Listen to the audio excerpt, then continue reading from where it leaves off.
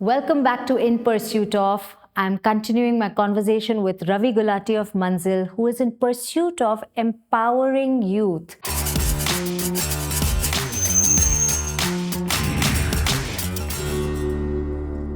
I really believe that there is no person who's a failure, and failure is, I don't know if you've heard of this whole growth mindset versus fixed mindset, Carol Dweck. Absolutely, of course. There's so many insights about so many things parents and teachers are doing wrong when they are, bringing up their children. I would recommend this book to everybody, because we're all influencing children. And this is also about us. So those are the kind of things we pay attention to. As a result, the first thing that a child feels is this is a very friendly place. Everybody is friendly, right? Every age is friendly. Everybody, it's like an older person will not say, "Acha, tu to bachcha hai. Okay, I can order you around." Will say, "I'll take you under my wing." See, it's a completely opposite relation. Right. That's the culture we're working on constantly. And it's a mix age. They do things together. This is the other thing that I think kind of goes wrong in our school, because we have the metaphors of inert raw material turning into a final product. That's why we use such terminology also. No, people will ask me, "Oh, you're a product of IMA." And I say, "Excuse me, product?" Okay. You want to take a human being with the highest possible consciousness and not even turn him or her into an animal, but turn him or her into A product. a product. Right. And then we use the word like batches. They're not even conscious. Factory output. First generation learners? What do you mean? My great grandfather who didn't go to school didn't learn anything? What do you mean? First generation learners.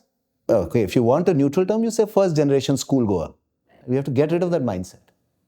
So what that mindset does is that if I'm 5 years old, I go into this class, I go 6, I go next class, 7, next class, and then these classes don't intermingle, except in recess where it's a free-for-all, whatever happens, happens.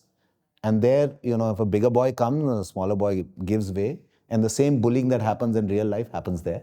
That's true. That's not healthy, and people are not growing up healthy in this environment. What we are trying to do in Manzil is, let's take care of each other. That's how human beings are meant to be, take care of each other. And regardless of age, regardless of gender, that's community. Yeah. So that's what we are able to do, because our classes are not so divided. It's not by age, it's by interest and by level you're at. My my children have now gotten married, have children of their own. And so I'm kind of a grandfather without white hair. And one of them, for example, has been able to send his daughter to Sardar Patel. And so at a younger age, she speaks much better English. So I said, "Come and teach in Manzil." And her students are older than her. My goodness. Because they didn't get an opportunity, right? So, but what it does is the amount of joy this young girl of 11, when she started, she was only 11 years old, feels that, okay, I can contribute to someone, another sense of agency. Of course, it can go into a lot of ego as well.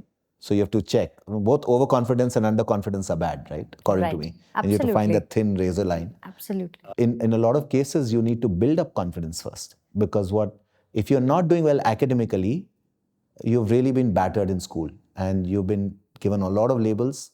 तुम कुछ नहीं कर पाओगे, तुम्हारा कुछ नहीं होगा. कितनी बार सुनने को मिलता है. And therefore, they've really lost it. And you have to build that confidence first. And the confidence is not about self-esteem. It's about saying it's the growth mindset. You can do. But of course, you'll have to put in the effort. And we are there to support you. You're taking the lead. We're there to support you. We believe you can do it. It's not like you'll draw anything and we'll say it's great to encourage you. That's false encouragement. But any step up is... So no matter where a child starts, a teacher's job is to say, okay, he started here, but look at how... And it's not just how they change, but are they working hard? Are they willing to look at new strategies? Or are they fixed? How are they taking in feedback? Is it in a positive way or in a way, oh, I'm told this, you can't do this well, so I'm down. There are a lot of those subtle things to look at. Eventually, the influence on the child is the parents and the teachers and the environment. So as humans, what can we do for those who had less experience? I was just thinking that, with my own son, there's a lot of that's been going on. And it's very difficult for schools to kind of even understand the need to do beyond what they're already doing. I think they can't even follow it. And even most parents are not able to because they feel we're just like catching up with stuff. But they're caught in their own whirlpool. It's not the people who are actually running the school, it's not of their making, this whole thing. So then what is the, if I was to ask you, is this anyone's fault?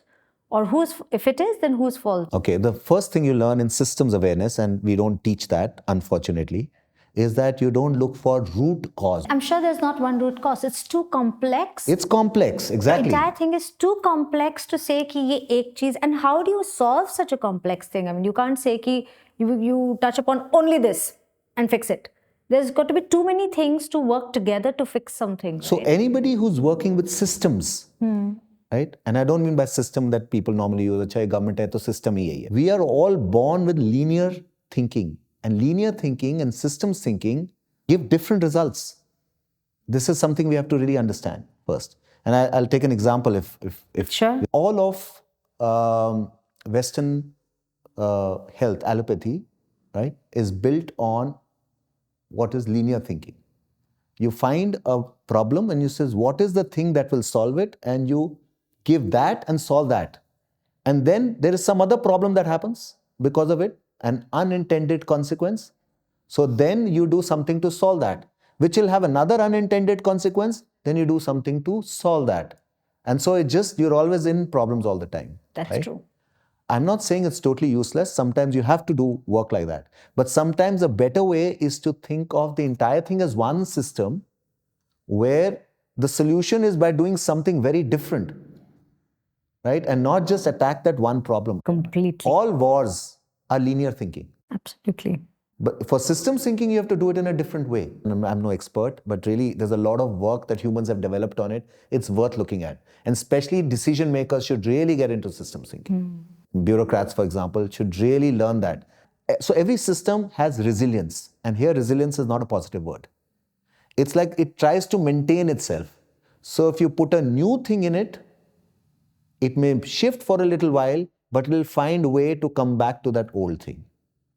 Taking maybe a politically fraught example, when you demonetize, thinking that it will end corruption, in a linear thinking that would happen, but in a systems thinking, the system would find new ways of taking that into account. Sure. And it'll go back to its old model. We are fighting against the resilience of a system. Sure. It changes when a whole set of things happen Together. and then it goes into a new system. Once it goes to a new system, then that is resilient. Then breaking it is hard. So first you have to understand how this whole process happens. Then you also have to understand that this is not a totally controllable process. A lot of things have a role to play. And the other interesting thing about systems is that it's fractal. This is a word from chaos theory. The fractal means whether you look at the shoreline from close by or from far away, it looks almost, it's the same. So at every scale, it's the same. At the atomic scale and at the universe scale, it looks similar, right? So what you have to do is create families that are systemic, that think systemically. And we are far away from there. So like I would never hit a child. Why? Because systems awareness tells you it is not helpful at all. It gives you immediate result, Absolutely. but you lose a child totally. Yeah. So never hit a child no matter what. I would even say don't humiliate a child. We do it all the time without even realizing. We are trying to do it at some place between family and institutions. Manzil, I place there. It tries to be like family. We are about learning. So you're hoping that this generation who you teach will take that into their families. Yeah, that's the other thing about systems. It's organic. So it's the metaphor of engineering versus metaphor of biology. Scaling up is very different in the two metaphors. Right. Right. The metaphor of engineering says, okay, this part works well, just replicate. So we always say replicate, right? Biology doesn't replicate. So no two leaves are the same. No two trees are the same. There's maybe the same species. There have a lot of qualities which are similar. Right. So that's how I think. Now, the other point you had about, the students who've come out of Manzil and as they've grown up and now some of them are 30, even 40 years old. What are they doing? Many of them have started their own organizations and they are working with other people like that, non-profit and for-profit, but with similar DNA Right. in many ways, not exactly the same. And that's how scaling has happened. It's not a plan I had. Thank you so much, Ravi. It was a pleasure knowing more about Manzil. I've looked up the website so many times, and there was a time when I really wanted to volunteer with you. And maybe I can come back and volunteer with you. I'm serious. Please do. For some reason, it didn't happen. It's going to happen soon. That's It's great. just a pleasure knowing about it from you yourself. So thank you so much. And the conversation is going to keep going on. Until then, keep watching In Pursuit of.